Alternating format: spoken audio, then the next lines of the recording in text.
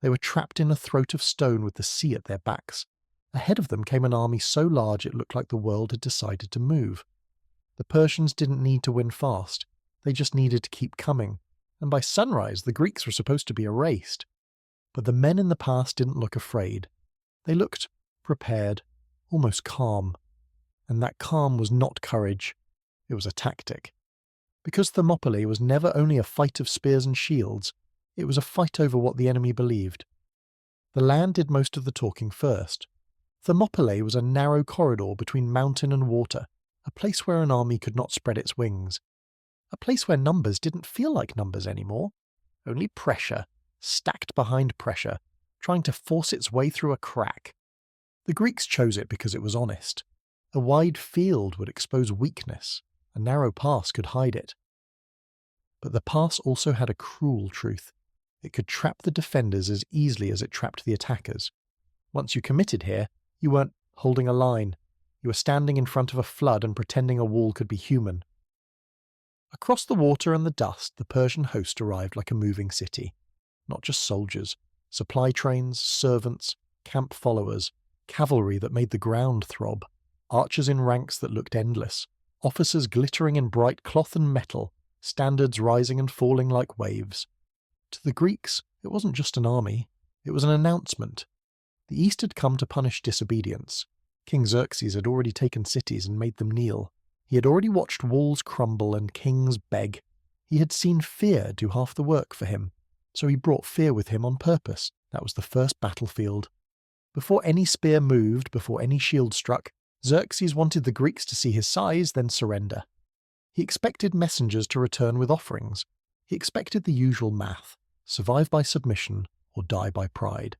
Instead, in the pass, he found a small force that didn't act like a small force. The Spartans were the spine of it. Not because they were magical, because they were trained for one thing that turns men into weapons: discipline. They stood in bronze and red, round shields overlapping like scales, spears upright, eyes steady, no wasted motion. And then they did something that looked insane to the Persians. They exercised. Not frantic drills, not panic. Slow movements, stretching, grooming, combing long hair as if they were preparing for a festival, not a slaughter. It was a message without words. It told Persian scouts, these men are not afraid of what you are. And that creates a problem, because when a small force acts calm in front of a giant force, it suggests one of two things. Either they are suicidal, or they know something you don't. Xerxes didn't like mysteries, he liked obedience. So he waited. Not because he needed time, because he expected the Greeks to break just by watching the Persian camp settle into place. Fires spreading across the plain at night, drums, horses, rows of tents like a second city. He was trying to make the Greeks feel alone, but Leonidas, the Spartan king, was doing something else. He was shaping the Persian mind. Every day the Greeks stood there refusing to react. The Persians lost a little certainty. The longer a threat doesn't work, the weaker it feels, even if it's huge. That was psychological warfare, not shouting, not tricks, just denial of expectation. The Persians expected the defenders to fear death. The defenders acted like death was already accounted for. And in war, that matters. Because morale isn't only about courage, it's about prediction. If you can't predict the enemy, you can't relax. If you can't relax, you make mistakes. Thermopylae began as a contest of patience. Xerxes tried to buy surrender with intimidation. Leonidas tried to buy time with posture. Time was everything. Behind Leonidas, the Greek world was arguing with itself. Some cities wanted to fight. Some wanted to submit. Some wanted to wait and see who would win, then claim they had always been on the right side. Leonidas needed Thermopylae to prove something. Not Sparta as strong, that was already known. He needed it to prove Persia could be resisted. That meant the first clash had to look like more than a skirmish. It had to look like an answer to the Persian myth, and the pass was the perfect stage. The Persians began with what always worked against disorganized enemies: pressure. Send men forward, break the line, widen the gap, let numbers do the rest. But the pass did not allow that. Only so many bodies could fit across the stone, only so many could swing a weapon, only so many could push. The Persian front ranks reached the Greek line and discovered a wall made of men, shields locked, spear points angled, a hard, quiet mass. The first strikes landed, metal on wood, wood on bone, spearheads punching forward and withdrawing in rhythm. Not individual heroes, a machine. The Persians tried to surge, they couldn't. Their own men behind them crushed them forward, turning courage into crowding. The Greeks did not chase. They didn't need to. They let the Persians collide with them and break. From the Persian point of view, it looked like the Greeks were more than they were, because a disciplined line can create the illusion of endless strength. A small force that fights as one feels larger than a large force that fights as many. That illusion was amplified by everything Leonidas controlled: the terrain, the tempo, the sight lines. Persian soldiers did not see the full Greek formation. They saw only the front, the unbroken front. And as bodies rotated in and out, fresh men stepping forward, tired men slipping back, the line never looked weak. It looked eternal. That rotation was another psychological blade. The Persians expected exhaustion. They expected defenders to fray as hours passed. Instead, they watched the Greeks maintain the same posture, the same rhythm, the same cold efficiency. It suggested reserves. It suggested a force deeper than it was. And if you believe the enemy has reserves, you hesitate to spend yours. Soon, the Persian assaults stopped feeling like attacks and started feeling like offerings. Men pushed forward and died in the same place. Xerxes watched and felt something he rarely felt: irritation. So he escalated. He sent forward better troops, men with higher status, men trained to force breakthroughs. Units that would normally bully a smaller army into collapse. But Thermopylae was still Thermopylae. Their skill mattered less than the fact that they could not surround the line. The Greeks held. Leonidas made sure the Persians understood something without ever speaking to them. Your numbers are real, but they can't reach me here. That is when psychological warfare changes shape. At first it's about fear, then it becomes about humiliation. Xerxes did not want to be delayed. Delay invites doubt. Doubt spreads. His army was immense, but even an immense army can lose faith if it keeps failing in front of a cliff. So he ordered stronger pressure again, expecting brute force to finally compress the Greeks until they snapped. Leonidas answered with a move that looked like weakness. The Greeks pulled back just a little, not retreating, not running, a controlled step like a door opening an inch. To the Persians in front it felt like victory. The line was moving. The wall was giving. They surged forward to exploit it, eager to finally get their hands inside the formation. They poured into the narrow space, tightening their own ranks, pressing deeper. And that was the trap, because the Greeks didn't retreat to escape. They retreated to reset the killing ground. They drew the Persians into the most cramped section, where spear points could strike from safer angles, and Persian numbers became a liability. The Persians were packed so tight that men couldn't lift shields properly, couldn't swing, couldn't breathe. Then the Greek line snapped forward again, shields slamming, spears punching, like a wave hitting rock. The Persians recoiled. Some fell. Others were crushed by their own depth. From a distance, it looked like the Greeks were playing with them. Like a smaller force was controlling a larger one. That is psychological damage. It makes an army feel stupid. And stupid armies become angry armies. Anger makes men brave for the wrong reasons. Xerxes' commanders had to explain why the road wasn't opening. They had to explain why a handful of defenders were stalling the invasion. So the plan had to change again. Now the Persians leaned on what they trusted most: archers. If the Greeks wouldn't break to the blade, they would break to the sky. Orders moved through the Persian ranks. Bowstrings were pulled back. Thousands of arrows rose. The air darkened. The Greeks did not scatter, that they tightened. Shields lifted. Overlaps reinforced. Helmets lowered. Men pressed together until the line became one armoured mass. Arrows fell like rain. And the line stayed. Some shafts clattered off bronze. Some stuck in wood. Some found gaps. But the formation didn't dissolve. To the Persians, it was another violation of expectation. Their fear weapon wasn't working. That forced the Persians into the worst place a powerful army can be: improvisation. Improvisation means you're reacting. Reacting means the enemy has initiative. Leonidas wanted initiative. Because initiative makes you look larger than you are. Every time the Persians attacked and the Greeks answered with control, the story shifted. Not on paper, not in treaties, in the minds of everyone watching. Greek allies in the region heard rumours. The Persians cannot push through. Neutral cities heard rumours. Maybe Persia isn't unstoppable. Even inside the Persian army, soldiers began to whisper, "Why won't they break? Who are these men? How many are behind them?" And the longer those whispers lived, the more dangerous Thermopylae became for Xerxes. That is why he needed a decisive action. A moment that broke the Greek spell. But the pass kept doing what it did best. It compressed the war into a single strip of stone where discipline mattered more than size. So Xerxes started searching for something the Greeks couldn't control. If the front wouldn't open, he needed a side door. Scouts were sent into the hills. Local guides were questioned. Rewards were offered. Threats were made. Because terrain is not just rock and water. Terrain is knowledge. And knowledge is often cheaper than blood. Leonidas understood that too. He knew Thermopylae was strong only as long as it was the only way through. So while his men held the line, his mind was on the mountain behind him. On every goat path, every hidden slope, every place a man could walk single file, the Persians kept testing the front, the Greeks kept answering. But beneath that rhythm a second battle was starting, a quieter one, a battle of roots, a battle of secrets. And somewhere in the hills someone was about to decide that gold was worth more than loyalty. Because the moment Persia found a way around the pass, the Greek wall would stop being a wall, it would become a pocket, and pockets don't hold forever. The pass was still holding, but Leonidas could feel the shape of the danger changing. Not in the sound of the fighting, in the silence between it. When an army as large as Xerxes stops throwing itself forward, it doesn't mean it's tired, it means it's thinking.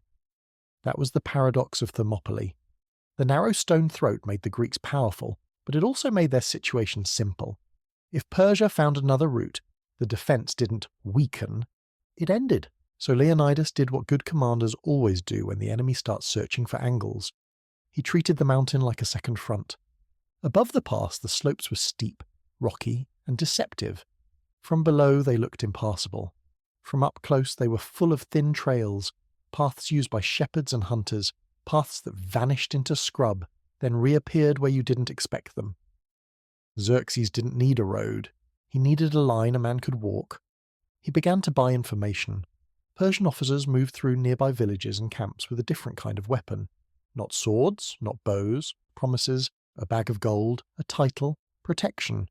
And behind those offers, the unspoken threat, refuse, and the empire remembers. For the Greeks, this was the nightmare they couldn't kill with spears.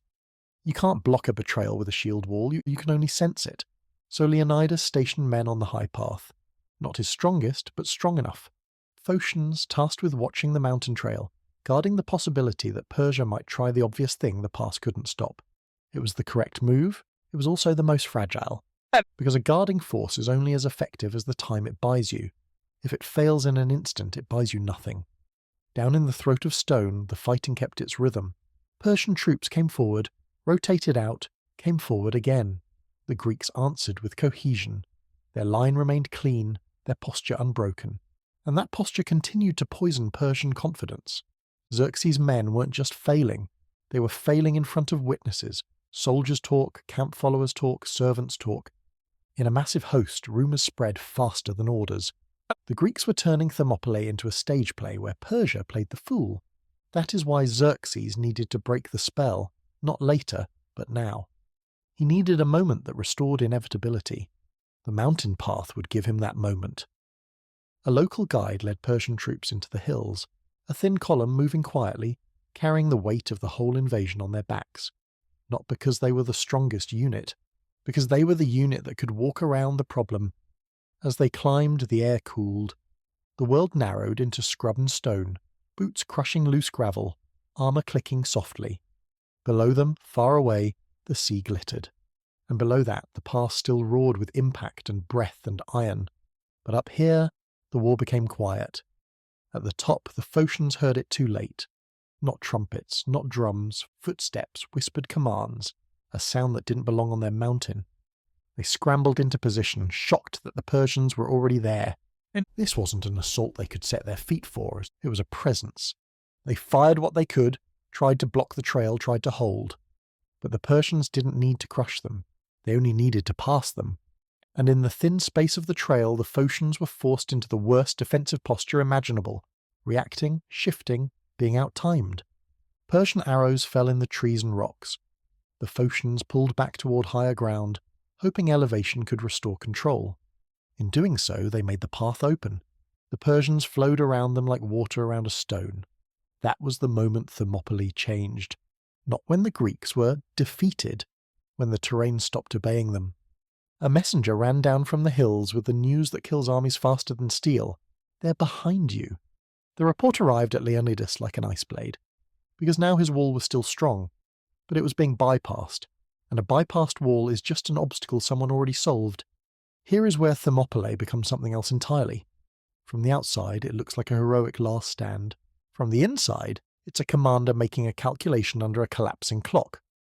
Leonidas had choices, but none were clean. He could withdraw to save the force, but a withdrawal through a narrow pass under pressure could turn into a massacre. He could split the army, but splitting under threat risks both halves dying separately.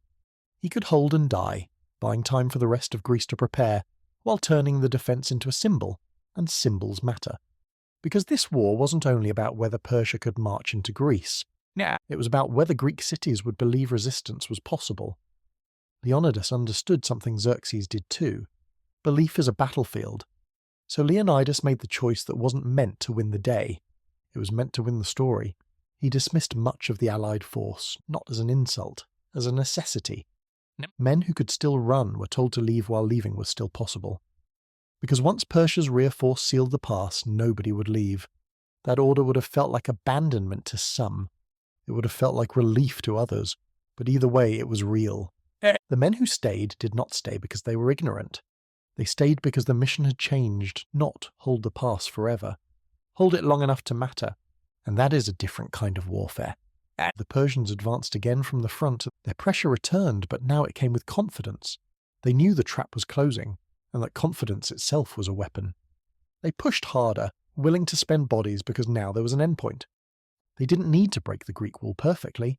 They needed to pin it until the rear force arrived. Leonidas' men felt it. The attacks didn't just continue, they accelerated. The Greeks fought with the same discipline, but now each clash had the sound of finality. Shields were dented, spear shafts snapped. Men rotated, but rotations got thinner as the numbers reduced. The pass didn't widen. But the Greek wall started to fray at the edges, not from fear, simply from exhaustion and loss. Still, they kept the posture, because posture was the last psychological weapon they had left. They needed the Persians to see a line that refused to collapse even when doomed. They needed the Persians to feel that taking Greece would cost them more than they expected. And while that seems irrational, it's not. Armies don't fight only for territory, they fight for momentum. If Xerxes walked through Thermopylae easily, the rest of Greece might fold. If he walked through it bleeding, delayed, irritated, then every Greek city watching would think, maybe we can make him pay too. That is what Leonidas was buying with lives. The Persians shifted tactics again, more arrows, more pressure, more attempts to exploit openings. But in the narrow throat there were no flanks to turn, only faces and shields and the brutal physics of collision. The Greeks began to fight closer. When spears broke, they used shorter weapons. When shields splintered, they pressed with bodies. When gaps opened, men stepped into them without waiting for orders. That is the moment where discipline stops being training and becomes identity. You do the next correct action because there is no other action left. From Xerxes' viewpoint, this was still infuriating. Even knowing the rear force was coming, the stubborn wall refused to give him the clean victory he wanted. He wanted submission. He was receiving resistance as theatre, and theatre is contagious. That is why, as the end approached, Xerxes did the thing that always ends legends. He used distance. He ordered the archers forward in greater weight. The sky filled again. The sound of bowstrings and falling shafts became the dominant music of the battle. For the Greeks, this was the final cruelty of the pass. The terrain that had protected them from numbers could not protect them from rain. They held as long as bodies could hold. But shields only cover so much, and tired men only lift so high. Still the line did not crumble into panic, it contracted, a wall becoming a knot becoming a final point. And as the Persians finally began to pour through the pass, after all the blood, after all the irritation, the victory did not feel clean. It felt earned. And Xerxes had wanted an easy lesson. Instead he got a warning. Thermopylae did not stop the invasion forever, but it damaged the Persian story. It showed that an empire could be delayed by a handful of disciplined men and a strip of stone. It showed that fear could fail, and perhaps most importantly, it showed every Greek city watching that resistance was not fantasy. It was a cost calculation. The Persian army marched on, but it marched with a new shadow, because now it wasn't just chasing conquest, it was chasing an idea that refused to die. The pass was opened, but the belief that the Persians were unstoppable had taken a wound, and wounds, in war, have a way of spreading.